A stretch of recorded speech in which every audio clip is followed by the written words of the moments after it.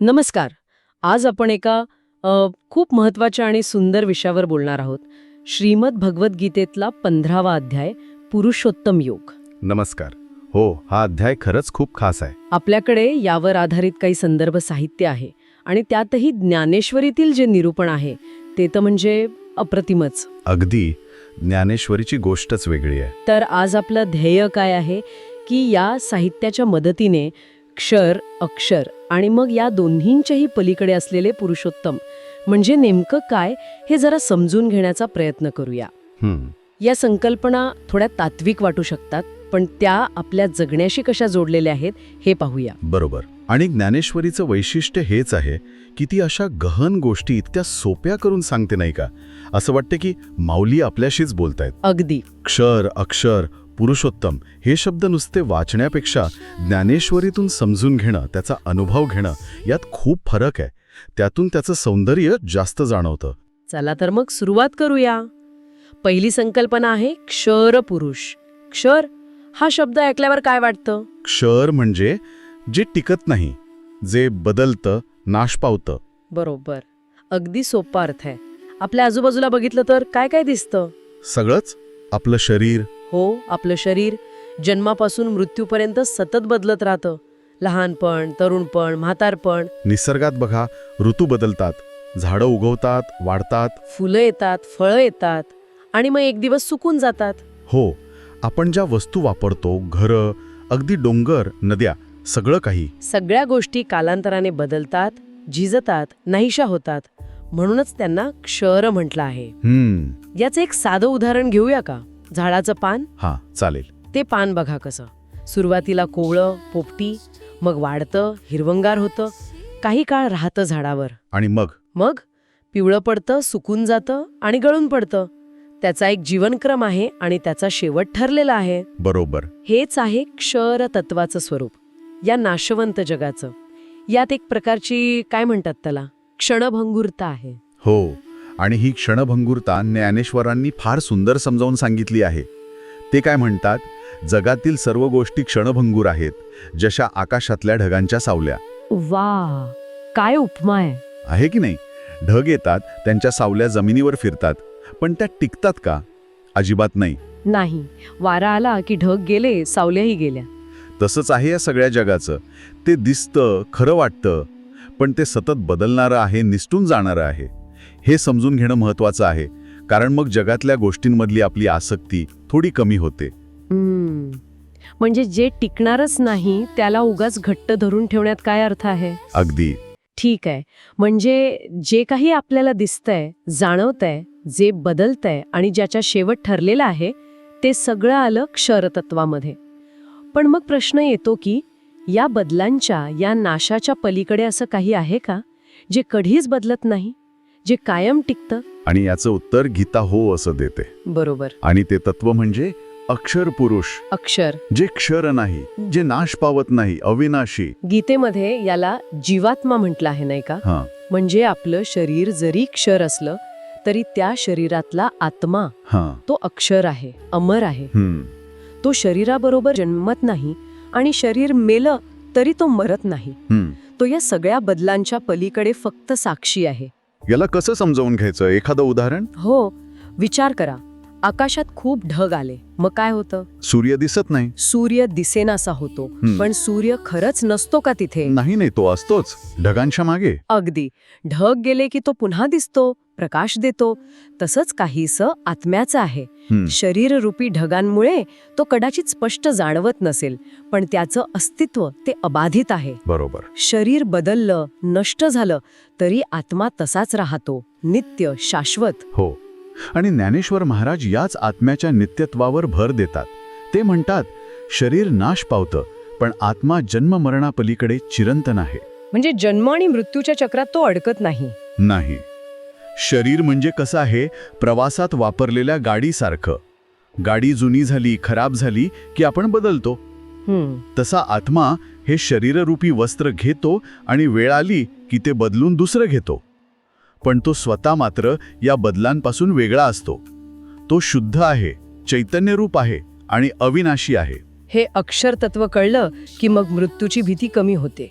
कारण मी म्हणजे फक्त हे शरीर नाही तर त्या पलीकडचा आत्मा आहे ही जाणीव येते. अगदी बरोबर. बर, म्हणजे आता आपल्यासमोर दोन गोष्टी स्पष्ट झाल्या. एक म्हणजे क्षर, हे बदलणारं नाशवंत जग, आणि दुसरं अक्षर, या जगात राहणारा पण न बदलणारा अविनाशी आत्मा. आता इथे एक महत्वाचा प्रश्न येतो. जर जग नाशवंत आहे आणि आत्मा अविनाशी, तर मग या दोघांच्या पलीकडे अजून काही आहे का? आणि इथेच येते गीतेतली सगळ्यात महत्वाची संकल्पना, पुरुषोत्तम. पुरुषोत्तम, उत्तम पुरुष. याचं उत्तर स्वतः भगवान श्रीकृष्ण देतात अर्जुनाला. ते म्हणतात, मी आहे पुरुषोत्तम. हा खूप मोठा दावा आहे. हो ना, पण ते असं का म्हणतात याचं कारण ते सांगतात की ते या क्षर म्हणजे नाशिवंत जग आणि अक्षर म्हणजे अविनाशी आत्मा या दोन्ही तत्वांच्या पलीकडले आहेत. फक्त पलीकडे नाही तर ते या दोघांना धारण करणारे आहेत, त्यांचं नियंत्रण करणारे आहेत. तेच अंतिम सत्य आहेत. बरोबर. म्हणजे कल्पना करा की क्षर आणि अक्षर या दोन्ही गोष्टी त्यांच्यामुळेच आहेत, त्यांच्या आधारानेच टिकून आहेत, पण ते स्वतः मात्र या दोन्हींच्या मर्यादेत येत नाहीत. हे समजायला थोडं कठीण वाटू शकतं. हो, थोडं आहे. पण यासाठी आपल्या संदर्भ साहित्यात एक खूप छान उदाहरण दिलंय, समुद्राचं. अच्छा. समुद्राकडे पाहिलं की काय दिसतं आपल्याला? लाटा दिसतात. त्या सतत येतात, फुटतात, पुन्हा तयार होतात. हे झालं क्षर स्वरूप, सतत बदलणारं. या लाटा कशाच्या आहेत? पाण्याच्या. पाणी हे लाटांपेक्षा जास्त स्थिर आहे, मूलभूत आहे. हे झालं अक्षर स्वरूप, जे तुलनेने बदलत नाही. बरोबर. सागराचं स्वरूप फक्त लाटा किंवा पाण्यापुरतं नाहीये, ते त्याहून खूप मोठं, व्यापक, अथांग आहे. खरंच ही समुद्राची उपमा पुरुषोत्तम तत्व समजायला खूप मदत करते. पुरुषोत्तम हे क्षर आणि अक्षर या दोन्हीमध्ये आहेत. म्हणजे हे सगळं विश्व आणि त्यातला प्रत्येक आत्मा परमात्म्याच्या अस्तित्वातच आहे, जसं लाटा आणि पाणी समुद्रात. हो. पण त्याच वेळी परमात्मा या सगळ्याच्या पलीकडे पण आहे. तो सृष्टीचा आधार आहे, पण त्याला स्वतःला कशाची गरज नाही. तो स्वतःच स्वतःचा आधार आहे, स्वयंपूर्ण. ज्ञानेश्वरी काय सांगते? तो अकर्ता असून सगळं करतो, अभोगी असून सगळं भोगतो. म्हणजे तो या सगळ्या क्रियांच्या पलीकडे आहे, पण त्याच्या सत्तेमुळेच हे सगळं घडतंय. अच्छा. हेच त्याचं उत्तम पुरुष असणं आहे. क्षर आणि अक्षराच्या पलीकडचं परम सत्य, परम जाणीव, परम आनंद. हे ऐकताना खरंच एक वेगळीच शांतता वाटते. पण मग या पुरुषोत्तमाला ओळखण्याचं, जाणण्याचं महत्त्व काय? म्हणजे फक्त बुद्धीने समजून घेणं पुरेसं आहे का? नाही. गीता काय सांगते याबद्दल? गीता अगदी स्पष्ट सांगते की जो कोणी या पुरुषोत्तमाला खऱ्या अर्थाने जाणतो तोच खरा ज्ञानी. आणि असं ज्ञान मिळाल्यावर काय होतं? सगळ्यात मोठं फळ म्हणजे अशा माणसाला पुन्हा जन्माला यावं लागत नाही. तो जन्म मृत्यूच्या फेऱ्यातून सुटतो. म्हणजे मोक्ष मिळतो. हो, आणि शेवटी तो त्या परमात्म्यातच विलीन होतो. म्हणजे पुरुषोत्तमाचं ज्ञान हाच मोक्षाचा, खऱ्या स्वातंत्र्याचा मार्ग आहे. अगदी. पण इथे एक गोष्ट लक्षात घ्यायला हवी. ही ओळख किंवा हे ज्ञान फक्त पुस्तकी किंवा बौद्धिक नाही. म्हणजे ते अनुभवाचं ज्ञान आहे. संदर्भ साहित्यात, विशेषतः ज्ञानेश्वरीत हे स्पष्ट आहे की पुरुषोत्तमाची खरी ओळख पटायला फक्त तर्क किंवा बुद्धी पुरत नाही. मग काय लागतं? त्यासाठी लागतो आतून आलेला भाव, म्हणजे भक्ती. त्याचबरोबर लागते समत्व बुद्धी, सुख दुःख, मान अपमान यात सारखं राहण्याची वृत्ती. आणि सगळ्यात महत्त्वाचं म्हणजे दृढ श्रद्धा. या गोष्टींशिवाय नुसतं पांडित्य काही कामाचं नाही. बरोबर. ज्ञानेश्वर महाराज तर भक्तीचा मार्ग किती प्रेमानं सांगतात. ते म्हणतात, पुरुषोत्तम म्हणजेच परमेश्वर, तो भक्ताच्या हृदयात वसतो. त्याचं स्मरण केल्यावर जन्ममरणाचा खेळ संपतो. किती मोठा दिलासा आहे यात. तो परमेश्वर कुठे दूर नाहीये. नाही, आपल्या हृदयातच आहे.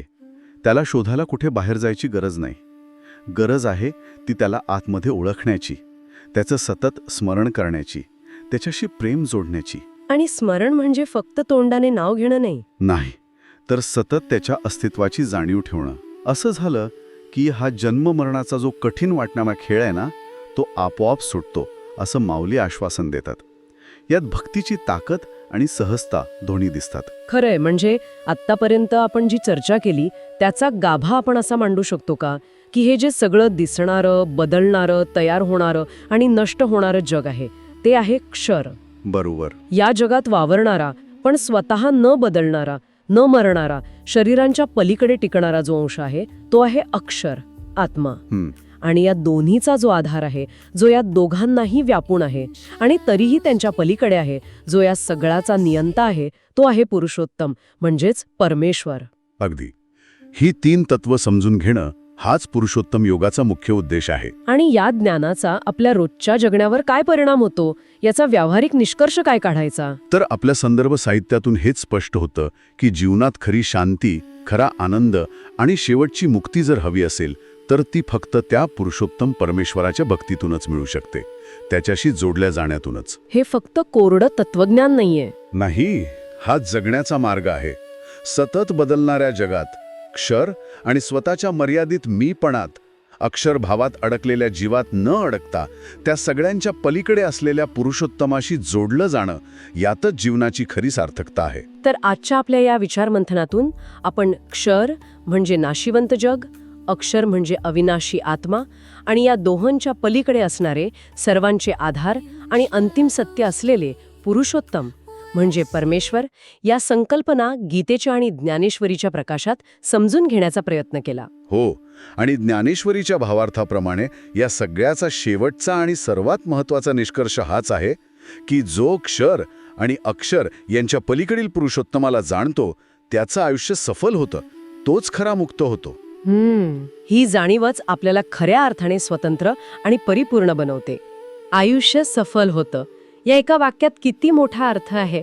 पुरुषोत्तमाला जाणल्याने आयुष्य सफल होतं म्हणजे नेमकं काय होतं? फक्त दुःख संपतं, की आनंदाची कोणतीतरी वेगळीच पातळी मिळते, की आपली यशाची कल्पनाच बदलते? हा विचार करण्यासारखा मुद्दा आहे. हो, यावर प्रत्येकाने स्वतःच्या अनुभवाच्या प्रकाशात विचार करायला हवा. याच विचारासोबत आपण आजची चर्चा इथेच थांबूया. नक्कीच.